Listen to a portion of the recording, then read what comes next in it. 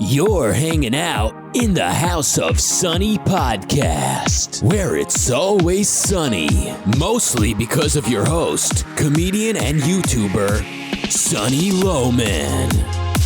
Want to know what Sunny and her friends are thinking about this week?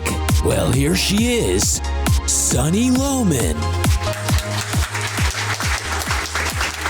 Welcome to the House of Sunny podcast, everybody. Thanks for joining me. I really appreciate you, and especially my Elite Squad. If you want to join the Elite Squad, go to patreon.com/House of Sunny, and you too can be elite and cool just for $2 a month, pretty much. Today's going to be a little bit different. Normally, we launch into just kind of current issues and we riff on that for an hour, but I am going to interview today a friend of mine who has a new book out called A New Textbook of Americanism, The Politics of Ayn Rand. This is Jonathan Hoenig. You've probably seen him on Fox. He's a regular on there. He is an objectivist, and he has put together a book which includes some Ayn Rand material that we've seen before, and then some new, never before seen Ayn Rand material, all answering political questions that she herself posed. And then in addition to that, there are some objectivist thinkers who have taken a stab at answering these questions themselves from the perspective of objectivism. So they think this is probably what Ayn Rand would say about it.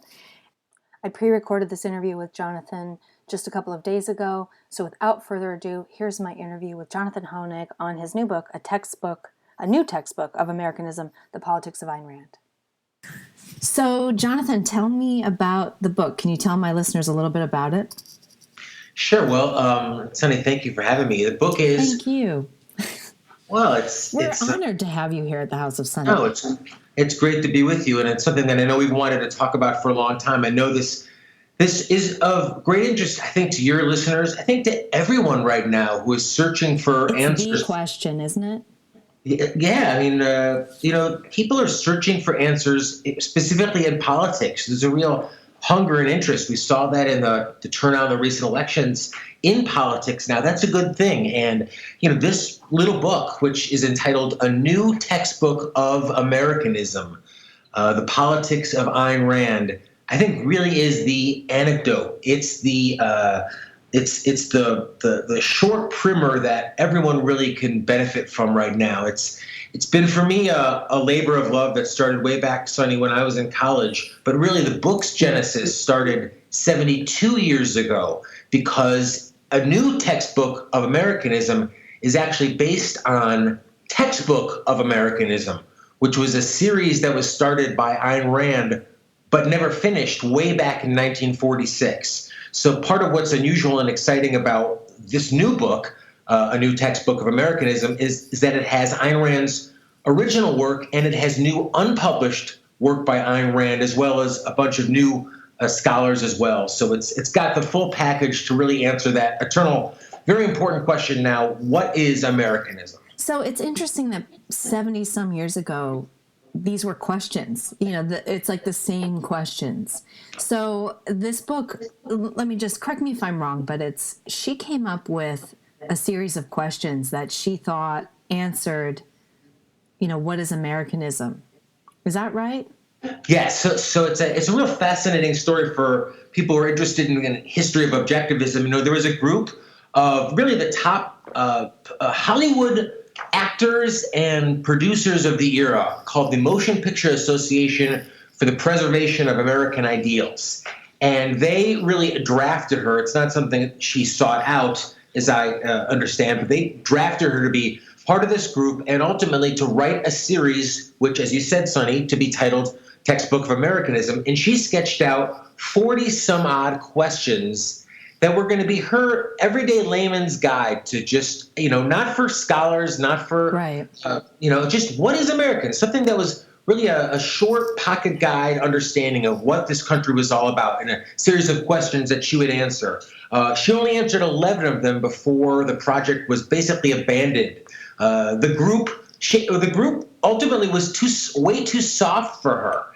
They wanted her to essentially tone it down, and for that and other reasons that are I'll leave to Shoshana Milgram and other great scholars, the project was never finished. We've in effect finished it. No one finishes, of course, Ayn Rand or speaks for her, but we've completed the project, and that's what a new textbook of Americanism is. So you have, so how many did she complete? 11, you said?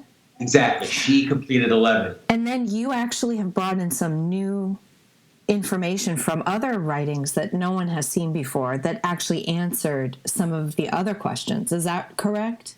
Yes, that's also kind of what is really exciting about the project is that there's a whole section of a new textbook of Americanism, which is a transcript of never before published Ayn Rand, her riffing, if you will, during a workshop that was held in the 1970s that was called the Workshop on Epistemology and Politics. And basically it was, a bunch of her young followers, some of which who were teachers and professors, quizzing her on questions about politics and everything about, is there a right to secede, to, should there be a national language? Really interesting political questions. I was reading those, and it's these are the questions we have today. There's even like, should the government force vaccines? I mean, that couldn't be more of a current issue. Yes.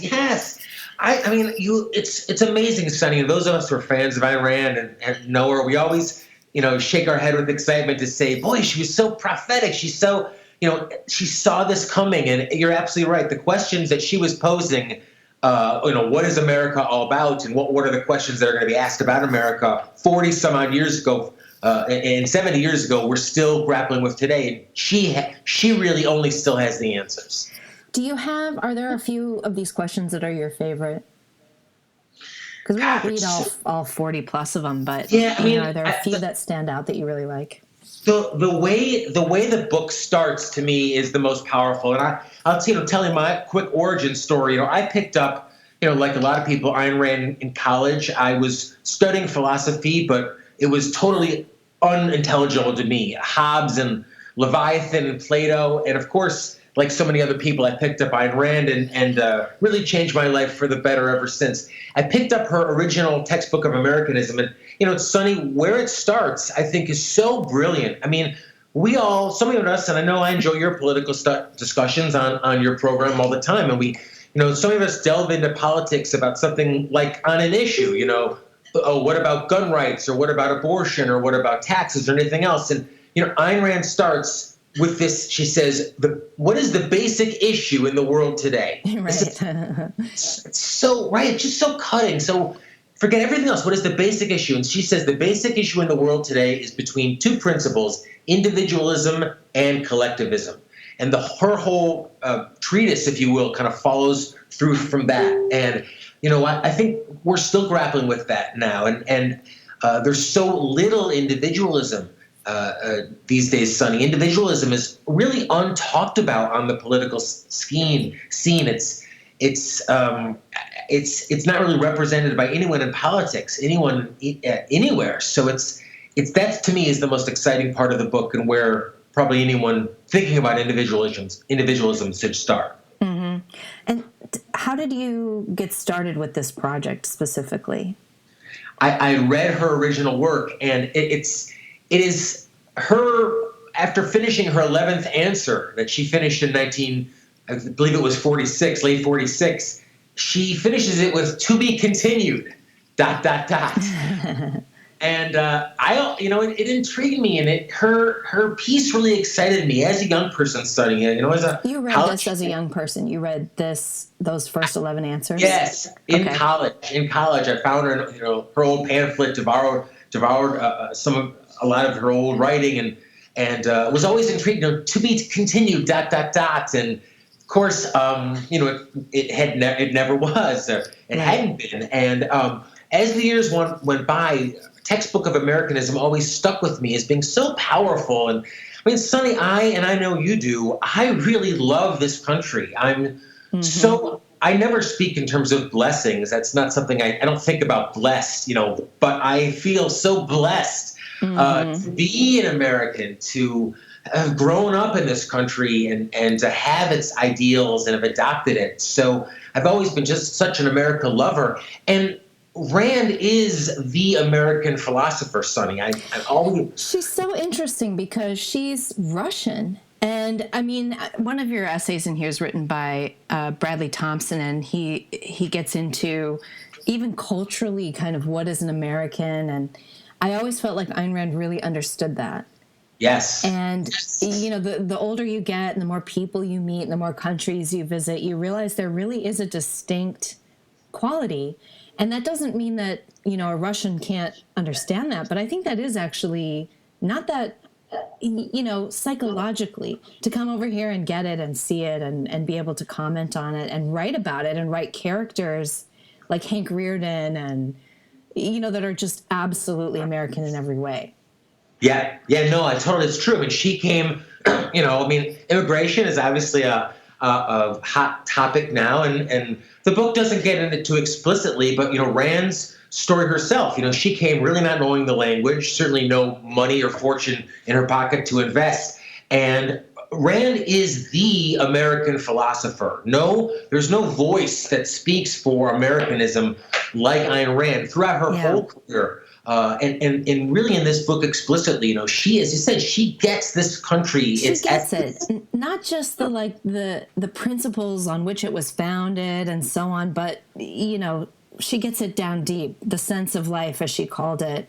And she talked a lot about the sense of life of Americans. And it's important too. I mean, you know, you mentioned, you know, she's Russian. And if you hear her voice, you never would certainly, you would always know that. But there's that stereotype, you know, when you see, and Sonny, some of your videos historically are so great because you are great at doing parodies and doing comedy, and, you know, Ayn Rand is ripe for that. And there's that stereotype of, oh, Ayn Rand with that crotchety old Russian with the cigarette, and, you know, and she's the Russian radical, and, you know, she is the red, white, and blue. She is. Yeah. No one speaks for American individualism, for your right to your own life. She's the blonde cheerleader at the in high school. She really, like, in her soul, yes, you know? Yes. She is the greatest cheerleader for. I just mean the stereotype out of the movies. Like, she is that American kid. Well, and she's. Yeah, well, that's part of my hope as my audience for, you know, a new textbook of Americanism. And I have to say, you know, Sonny, I worked really hard to keep it affordable. It's like $18, Amazon Prime delivered to your door, including shipping. It's pretty, you know, it's pretty cost effective and cheap. I see that it's Kindle. It's on Kindle too. Yeah, I mean, this is the type of thing to get for that graduate, or for that 20-something or 30-something as a stocking stuffer. Of course, get it for yourself as well. But, you know, this is a great book for, you know, anyone who's just interested in ideas, really just dipping their toe in. And it's the type of thing it's essays, so you don't have to commit like Atlas Shrugged to reading a 1,000-page book, which I know is a big commitment. And this is just a great way to start inspiring people to think or continue thinking critically, as Rand did, and lovingly about this country. It's a great entree to individualism as a concept for people who don't even think about philosophy or Ayn Rand or politics or anything else. So you had this idea for this project, and did you bring it to ARI? Or, I mean, obviously some of this material, this is Ayn Rand estate-owned, copyrighted material. Yes. I have always just been kicking it around and wanting to do something with it, and knew that it was important, but you know, I wasn't ready to really start to tackle it. And the idea, just to clarify, you're thinking this is for the everyman. This isn't a philosophical. This is a complex philosophical book. Yes, of course. Well, that's her original textbook really was that, and, you know, her writing is the best. It's so, her nonfiction, there's always really that debate. Accessible. Yeah, except for maybe the introduction to objectivist epistemology. Except for that, which I personally had to pick through pretty slowly. Sure. She says that is not a book. I believe she says on Donahue that's not a book for every reader. That's a book for a philosophical reader. Yeah. any of her articles that were in the LA Times or they're just, I mean, they're great. They're like candy. They are like candy. And you can still, I pick up one of her, you know, one of the books of essays, like The Voice of Reason. And I maybe it takes me 20, 25 minutes to read an essay in there. Once in a while, I'll just pick one up and read one. And it's still relevant. And it's so commonsensical, the way it's written, so accessible. So powerful. Yeah. I'm so glad to hear you do that, Sunny, because I do too as well. You do that, yeah. It's like a relief for me because we're just dipped in all this kind of bad epistemology and unclear thinking and all the rancor, and it's, it can wear on you. Yeah. And then when I read one of her essays, I feel really inspired, and it's like it's cleansing in a way.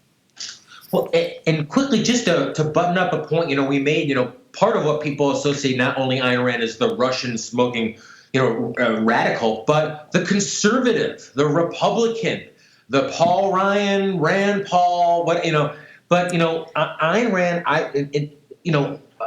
Americanism, I believe, I posit, is outside our politics today. It's not right wing or left wing as we understand it. It is something really difficult, not difficult, but different. Individualism, as we said, Sonny, the right doesn't preach it, I don't think, anymore, and the left doesn't certainly preach it. Really, it's never preached it anymore. So, Americanism is something really exciting. So it's not just for, your right wing friend who loves Ayn Rand. This is something outside of our current politics, and that's what makes Ayn Rand still so radical today, and what makes a new textbook of Americanism, I think, the perfect holiday gift, if I have to say. Hey, Christmas is coming.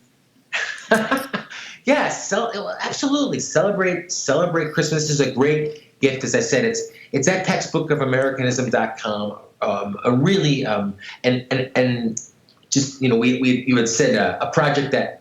It's been many, many years in the making.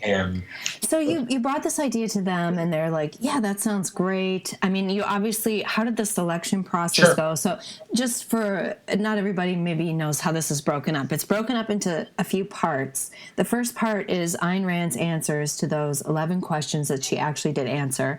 The second part is you've gathered together a bunch of intellectuals to answer some of the remaining questions. Can you talk a little bit more about that? Sure, right. Well, and I originally brought the idea to Yaron Brook a number of years ago. Who was the CEO of the Ayn Rand Institute, is now the chairman of the board. Yes. He was encouraging, but kind of had a lot on his plate. I think he would certainly, he was encouraging.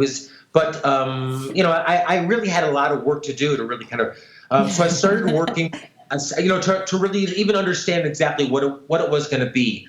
So I started working with Amy Peikoff and, trying to think about who we could tap to help us tackle this undertaking of, helping to finish and address some of these unanswered questions. And, some of them are so interesting, Sonny, because, Rand asked, for example, as one of her unanswered questions, how to recognize a Nazi.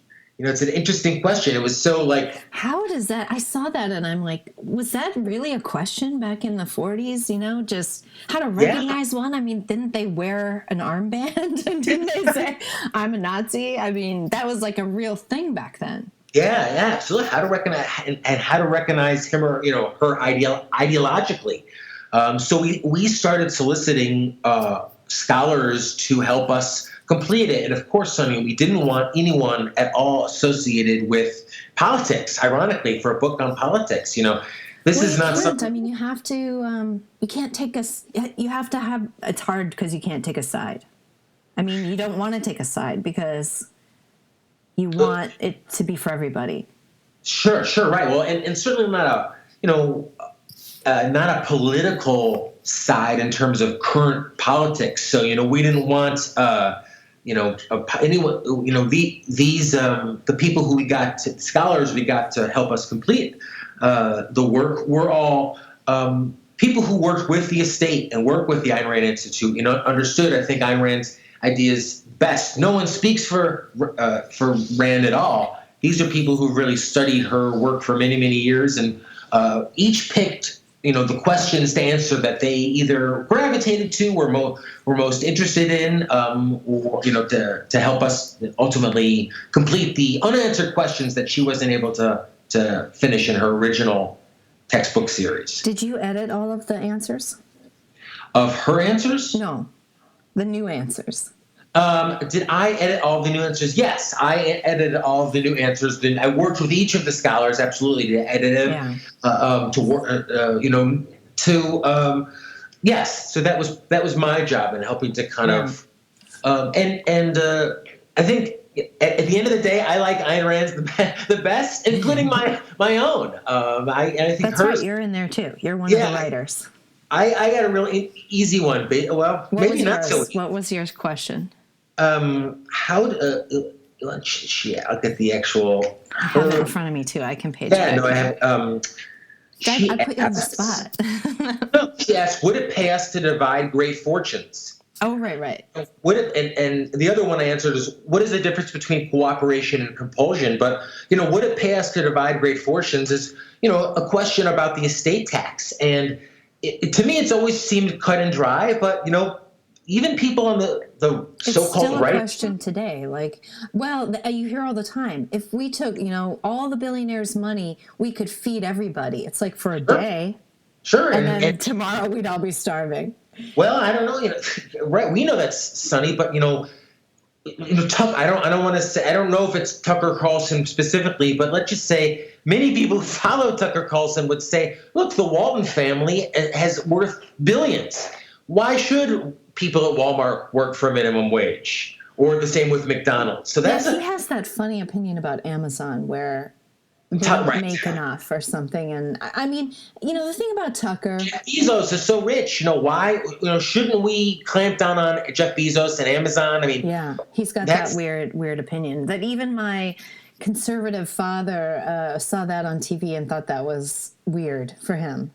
But that's what's so exciting about true Americanism, Sonny. It's completely lost. I think even on the right wing these days, it's so radical, it's so exciting, it's so unique. That's Ayn Rand understood that. That's why she wrote Textbook of Americanism. That's why I ultimately was able to finish it with a new Textbook of Americanism today.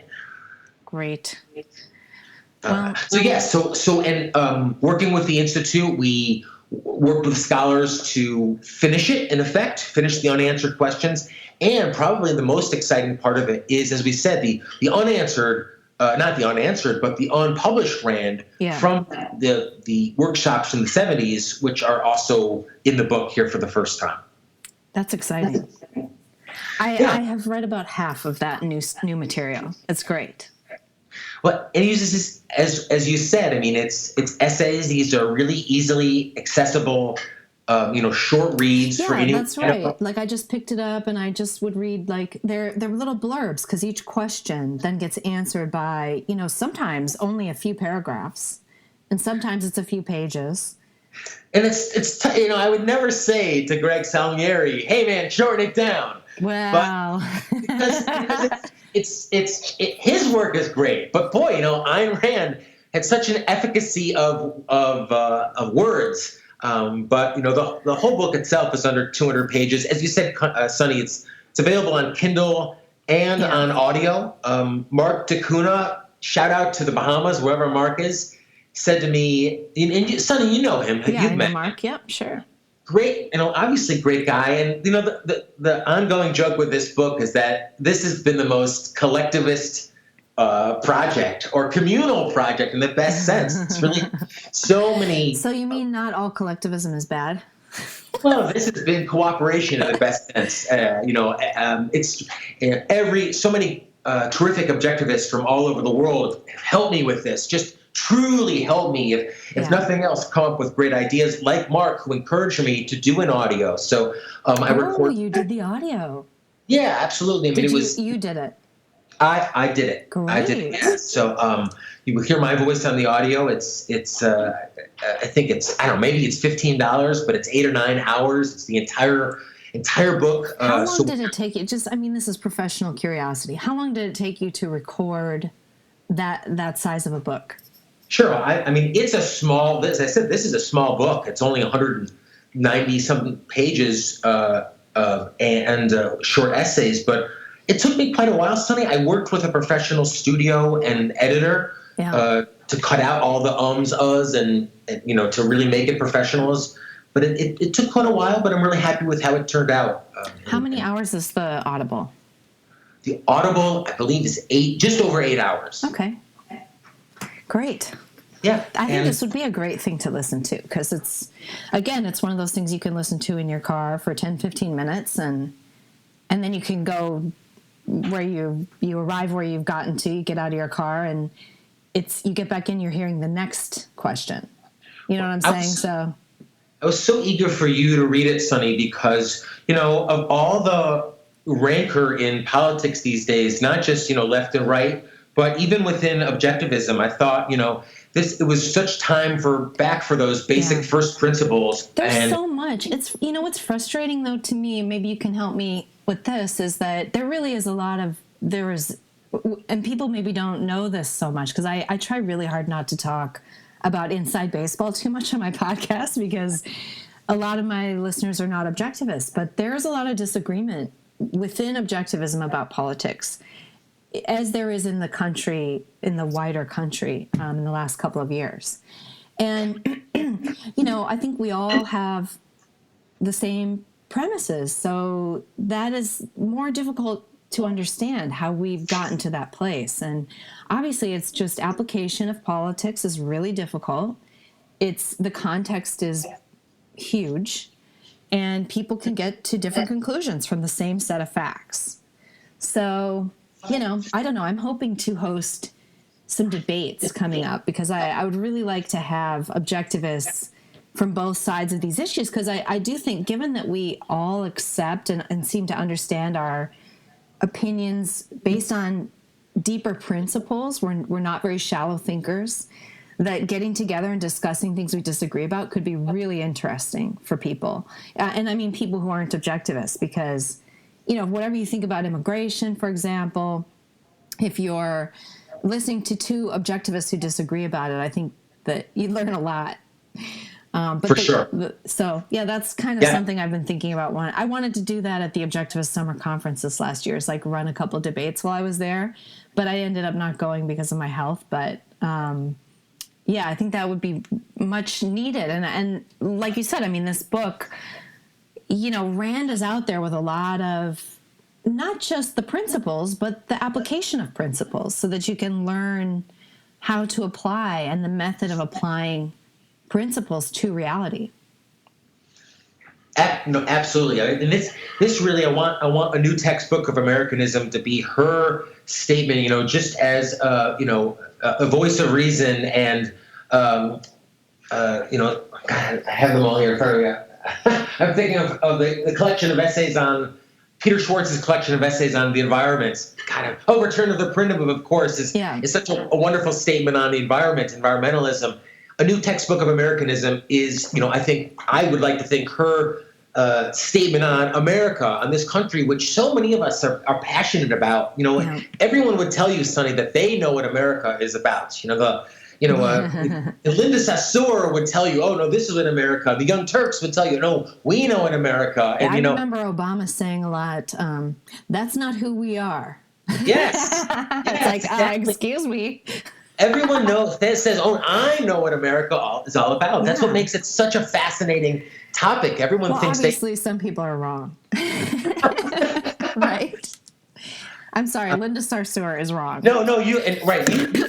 What was your old podcast called? It was something to that effect. I'm right. I think right. It was I'm right, or something right. So I'm right, and of course I'm right. Yeah. So everyone, when it comes to America, thinks they know what it's all about, and whether it's and the left and right and celebrities and all between. So Ayn Rand really understood it uniquely. That's what a new textbook of Americanism presents, and I think your listeners will really enjoy it. As an American, when I first discovered her as a 17-year-old, I did feel like she was speaking, she's so passionate about this country. As someone who came here from somewhere else, that, she really had a good sense of, what caused the different countries and the different types of government.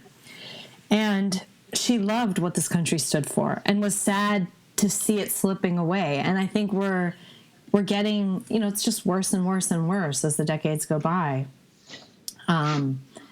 Yeah, I agree, and not but, and I think this. Yes, please give me the positive, optimistic view. This little book. I'll be so boastful to say I really think this little book can change it or make a real big difference. This is, as I said, this is perfect for that 17-year-old or 18-year-old friend of yours, a cousin or niece who knows it all, thinks he or she knows it all, and just might, all the way up to your friend in their 30s or even 40s who's really interested in politics on both sides of the aisle.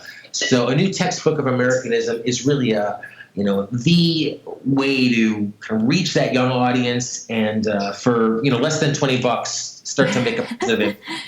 I'm trying to scroll to. I want to just read a couple of these questions that it answers, because I want to show how kind of broad it is here. I mean, not only, as you said, it starts with the individualism versus collectivism, which is kind of the main question. And that may sound really philosophy and complex to people, but the way she answers that, it's not. She's always down to earth. But then you've got questions like, does capitalism create poverty? How are fortunes made in a capitalist system? So some of this is a defense of capitalism economically. Then you've got, can charity be right? That's a good question. Yeah, you're right. And that's pretty common these days. We have to do something to help name it. Anyone from the farmers to the teachers to the bondholders to the steel workers. We have to do. Amy Peikoff has a wonderful section about racial prejudice and why racism is un-American. Dr. Peikoff himself has some sections about the efficacy and the necessity of principles. So there's just great things in here, all relating back to Americanism. Is there a right to secede? Rand asks. That one's really interesting. I just read that one this morning, actually. That one was really fascinating, because I've been thinking a lot about that, and with California saying, we're going to secede, and there's kind of, then you've got you've got both the left and right talking about secession, which is so strange. There's most people would say, or many people would say, Sonny, that, this country's based on Judeo-Christian values. We hear that quite a bit. Mm-hmm. Dr. Peikoff has a wonderful essay from his work in DIM that says that capitalism is secular, kind of debunks a lot of that idea that this country is founded on Judeo-Christian values. C. Bradley Thompson has a wonderful article, as you said, about the spirit of liberty. And I love what he says, and he makes it much better makes the point better than I do, Sonny. But, we can move anywhere. I mean, you moved from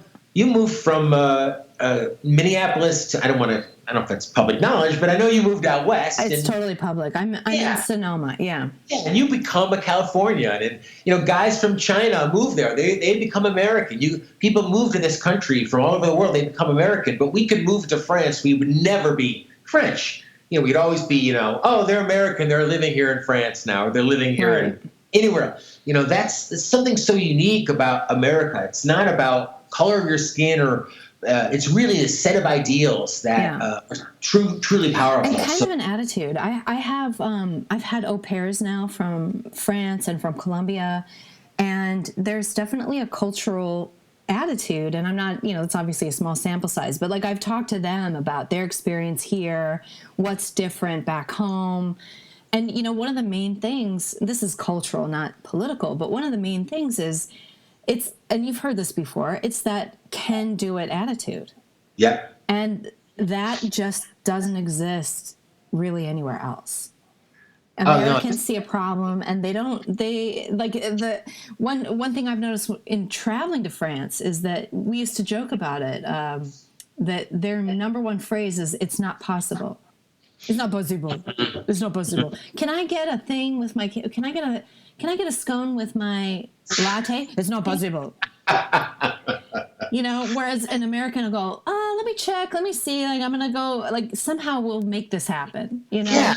Well, right. Like, let me make this happen. Like, maybe because he does it because he'll get the extra $5, but more just like, hey, you know what? I can make that happen. I can make that happen, and you don't have to be from here to have that attitude. But it's definitely just thinking of not just how can I make it happen, but how can I send a drone to deliver to you, at your bedside. I mean, he's thinking big picture, but yes, exactly that American idea of like, right. I can make that happen. I can. And that's independence. That's really, a lot of that is independence. Just this, I can make that happen. And I mean, my current au pair is from France, and she wants to be an event planner, but her family and friends and family in France say, oh no, it's too hard. And I'm like, what do you mean too hard? Like, event planner? I mean, you like put up a WordPress site tomorrow, you're an event planner in the United States. And that's not true over there. Hustle a little bit. And as you said, put up a thing and do a good job for 2 or 3 people in your little small town. And you're going to get the word out and you're going to make some money. And that's the best thing in the world. Yeah, the freedom here is what creates that attitude, because over there you have to have a license. Like, there's all this stuff you have to do to be an event planner. Here, you literally put up a WordPress site. Sure, and there it's like all about, oh, my cousin's been in that business, and he's going to get the contracts because he knows someone. There's probably an event planner union you have to join. I mean, it's sure. So I put the cover of the book, Sonny, is the me in America in a new textbook of Americanism is highlighted, and it's. That's a trope. Okay, I didn't notice that. Sure. You've seen that. Now I see what you're saying. Now yes. You see it. Well, it's important because, America is, for me, I think you probably agree, so wonderfully, profoundly selfish. People swim here in those frigid waters all over the world. They smuggle themselves here and all, kinds of terrible opportunities so they can pursue their happiness. And if people know life, liberty, the pursuit of happiness, it's kind of like, oh, yeah, it's like they heard it on some movie somewhere, some commercial, life, liberty, this. But that's so profound, Sonny. It's about, me. You have to say it for you. It's about you. It's about me. This being here is you're free. That's so huge, Sonny. I mean, it's so huge. It's like you wake up. I think we really take it for granted. And these young ladies who come here and they're coming into my family, they don't take it for granted. Even the ones from France, which is a free-ish country, she's absolutely aware of the difference and the opportunities here. And it really can. Why would you even have a can-do attitude in a country that keeps telling you can't, both legally and culturally? And here, everyone's like, yes, you can. So yes, and you can without the. There's some sections in the book about the entitlement state and the welfare state and why that's such a hindrance, and it really is bringing us down. And I think it is too. Like, part of this immigration debate is that you can't assume that the immigrants are just coming here for a better life anymore. They're not, and that so I think people get angry because they're just more moochers, and that's a legitimate thing to be mad about. So. Yeah, no, I mean, it's true. And to be bad at to be angry at mooching, whether it's from a moocher from your neighbor, right, or, from someone from moochers. Of course. Moochers. Yeah. Moochers. But, the Americanism itself, of course, has nothing to do with any of that entitlement state. Don Watkins. That's right. Enunciates that so perfectly in his essays. So, we have so many stories in our cultural history. I think there was a quote in your book. I can't remember in which essay it was, but they quoted Madison as saying, the farmer, is saying something like somebody wanted to give a subsidy to the farmers, and Madison's like, I don't see that in the Constitution. Like, who are you to take the citizens' money and give it away in charity? Like, what are you doing? And there's that famous story of Davy Crockett too. Have you heard that? Remind me. I don't know if I'm. Well, you should probably look it up because I'm not going to do it the best justice. But he was a senator, and he was going back through his district, going farm to farm, talking to people, door to door, basically talking to his constituents. And he meets this farmer, and the farmer who is an influential man in the community. And he says, I voted for you last time, but I'm not voting for you this time. And he was like, oh my God, why? You have to tell me. And the guy said, because you voted for this charitable thing, and that's not right. And Davy Crockett said, I'm going to think about that. And he kept on going on his tour, and he came back and had changed his mind and pledged to this man, this influential farmer, that he would never vote for anything like that again, and didn't, kept his word. So, but the story's kind of sweet, and it's written obviously more quaint than that, where, they shook hands because they were men of honor and that sort of thing. But I talked with a millennial interviewer a couple weeks ago, and who was so surprised by this idea that, wait a minute, how come government shouldn't be there to provide us with healthcare and provide us with education? And this idea, but wait a minute, how come government isn't there to do all this? That's really shocking to a lot of people, Sonny. That idea that a government whose sole purpose, important purpose, of course, we're Ayn Rand and we believe in government. It's very important. I'm a lover of government, just the right kind of government. But that idea, people are so, what do you mean? Government is just whatever we vote. If we vote that government is free healthcare, but a real Americanism is the antithesis of that. Real Americanism, says that Americanism is really clearly defined, and it is something. It's the right kind of government, and that's what we really support. That's what the book's about. Yeah, it is the right kind of government. It's that limited government, pretty close to what we were founded on, and it didn't. It was pretty quick. But people started trying to give away the money pretty fast in charity. It's interesting how that was such a difficult thing to fight against. And, because even culturally back then, I think people were a lot more, they had a little bit more sense that your property was your property culturally. You didn't have income taxes. You didn't have things like that. So. And here we are, today, where we have a choice of either, I am my brother's keeper, which I would say is certainly Obama would say that all the time, and that's very much the left. I think that's not who we are. or the other alternatives, is buy American, hire American. Which is I think the right wing collectivist version of, if you buy a Toblerone, you're somehow should be excommunicated. You should be buying a Hershey bar. Because you have to buy American to support your fellow American, and that's in fact Harry Binswanger has updated his seminal essay about why Buy American is un-American, and that's in the book as well. Interesting. Yeah, what was I gonna? I was just gonna had an idea when you were talking about that. The interesting thing about that is, like, both groups are trying to address something in reality.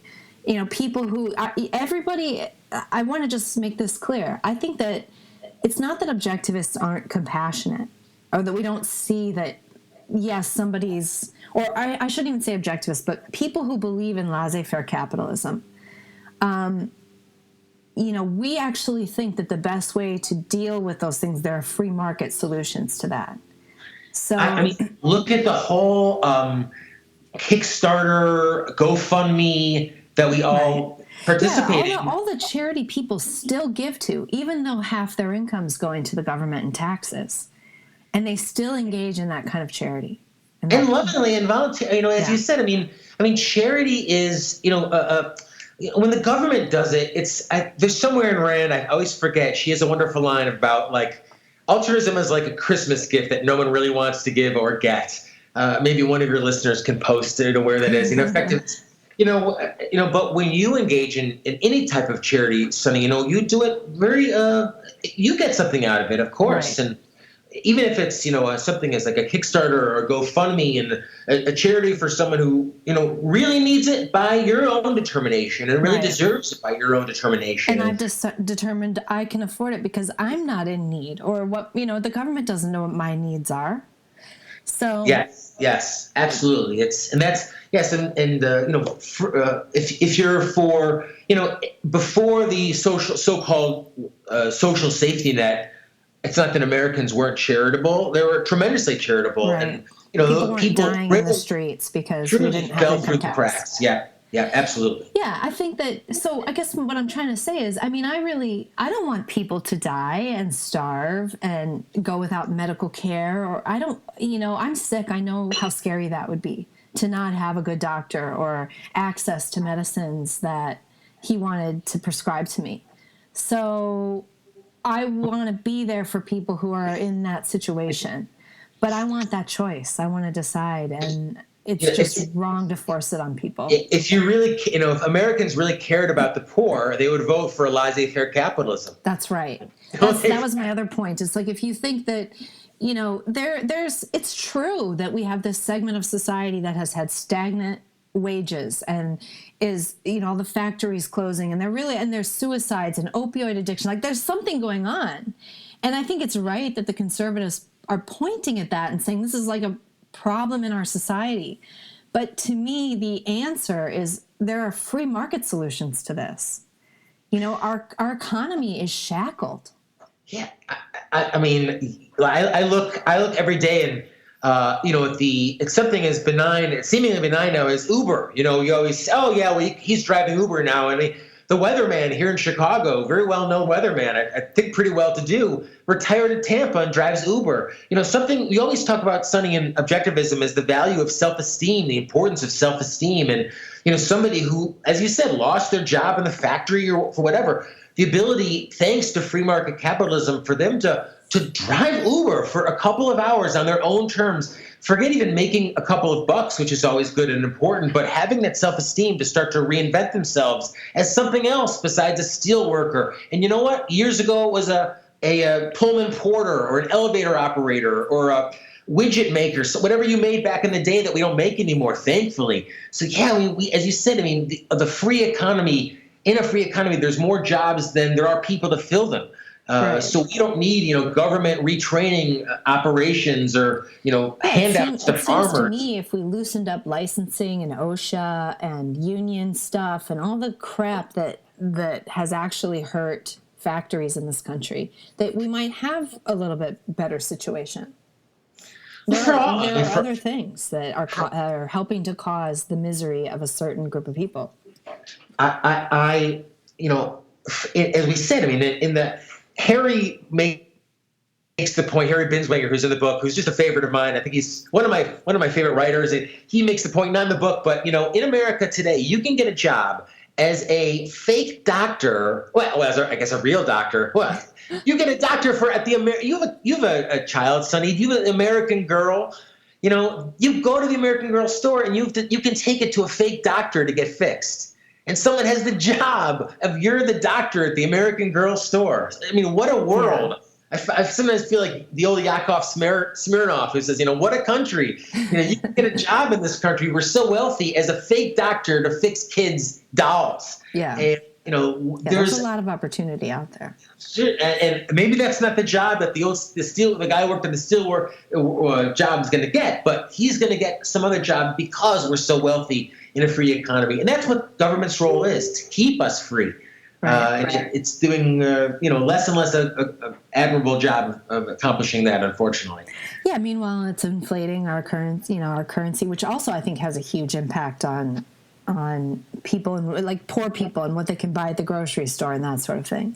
So yeah. I mean, that's to immediately point to trade protectionism as a way to solve those issues, I think is wrong. Yeah, I mean, trade is good, and I think Rand focuses so much on capitalism in her book on Americanism for a reason. America is, I know it's been debated a little bit about, whether Americans invented the term to make money or not. I say they perfected it for sure. They really understand what it means. And, I was one of those little Americans, Sonny. A quick personal note. I was always fascinated by trade. I wanted to do if not actually have a lemonade stand, let's just pretend to have a lemonade stand. What was the first thing you sold? I'll tell you the first thing I sold. God. Do you remember? I loved, as kids, I remember picking up pens. You always needed a pen as a, 4th, 5th, 6th grader to take a test. So I don't know if I sold them, but I always liked commandeering them so that I would have them. So I just love. Did you have a lemonade stand or anything like that? Or For sure. What about you? Let's see. Well, I mean, I did the typical stuff like shoveling snow and raking leaves and things like that. Yeah. But the first little business I started, I was 8, and we went to Hawaii, and I realized that I could buy these shell necklaces for pennies, and that I could then bring them to Minnesota and sell them to my friends for like $2 a piece, which I did. Awesome. I think I made a couple dollars. Awesome. But it was fun. I had it in my mind. Like, how can I make money? Fun. It was fun to make it, and I'm guessing too, maybe I'm projecting, but it was also fun because your friends were happy too. Yeah. Like they were psyched about it. That's something that they can't get in Minnesota. That's the thing about trade, and I feel like it's under attack these days, and from all sides these days, Sonny, is trade is win-win. It really is. It's unique in that sense. When we say that trade and capitalism is based on voluntary relationships, and America is really based on capitalism in that sense. That's a real profound, exciting idea even now, because you say, well, boy, how are we going to? Everyone wants healthcare, so how do we solve this problem? Well, I mean, through voluntary trade, through capitalism. That's the American system, and that's covered quite a bit in Textbook of Americanism, the book. All right, everybody go out and buy that. So, Jonathan, what are you doing these days? I know that I see you on Fox. I see you. I do interviews on this book. You're on kind of a book tour right now, right? Yeah, I'm really trying to get up there. So if your audience has, can get together, I'm putting together a Crispin Glover style light music and sound stage show that I want to bring around the country, Sonny, to your town. So I want your listeners to gather some friends together, bring me to your audience to talk about a new textbook of Americanism.com. It's really what I'm trying to promote right now. And visit the website, of course, which is textbookofamericanism.com. Wait a second. Don't you have something coming up in Chicago? I do. Thank you, Sonny. I do. I have a book signing I'm doing in Chicago, an event next Sunday, December 2nd. From noon to 4, all are welcome. All non-Antifa, I should say, are welcome. And so come out, meet me, meet the book, get some. Where are you going to be? It's going to be, well, you can check out Facebook for that. How about that? Okay. It'll be here in Chicago. Facebook under your name? Is that okay? Under my, yes. That's how people can follow you generally, right? Yes. Follow me on Twitter at Jonathan Hoenig, on Facebook at Jonathan Hoenig, or my website has it all, which is capitalistpig.com. And the book's website is textbookofamericanism.com, and that's all the links to buy it. As we said, Sonny, great stocking stuffer, and I sounds like you enjoyed it, and I really appreciate you giving it a look as you have. Yeah, well, thanks for coming on. And thanks for my PDF copy. I feel like I have to go buy my own though now, so I can actually write in it, because I got the electronic version, but I'm kind of a paper person. Yep. Yeah, so me too. I'm gonna have to go out and get my hardcover copy. This is one that it's great to be able to kind of dog ear, turn over, refer to. It's short essays. Textbookofamericanism.com. Great Christmas gift, and unpublished Ayn Rand. So you've got to read it. Unpublished Ayn Rand, right? But plus some really good new essays by some interesting thinkers. So cool. Thanks for coming on the show today. Anytime. I'm a fan of yours, so I enjoyed being a part of it, and thank you for previewing the book. All right, we'll catch you next time. I'll talk to you soon. Bye. Thanks for joining me today at the House of Sunny podcast. Hope you enjoyed the show. A little bit of a different format. Tell me in the comments what you thought of it, especially regular listeners. Let me know if you want me to keep doing interviews, or should I get back to news, or maybe combine the two. Maybe I should have brought up current issues with Jonathan, who always has interesting things to say about current politics. Let me know in the comments, either at YouTube or Facebook. And for those of you who are not supporting the show yet, you can support us at patreon.com/House of Sunny. We are totally fan funded, so we would love to have your support. For just $2 a month, you can join our elite squad. Thanks, and we'll see you next week. Thanks for listening to the House of Sunny podcast. Go check out Sunny on YouTube at her channel, House of Sunny. Everything Sunny does is fan-funded, and because she's likely to get kicked off and demonetized on every platform at some point, please support her over at patreon.com/House of Sunny.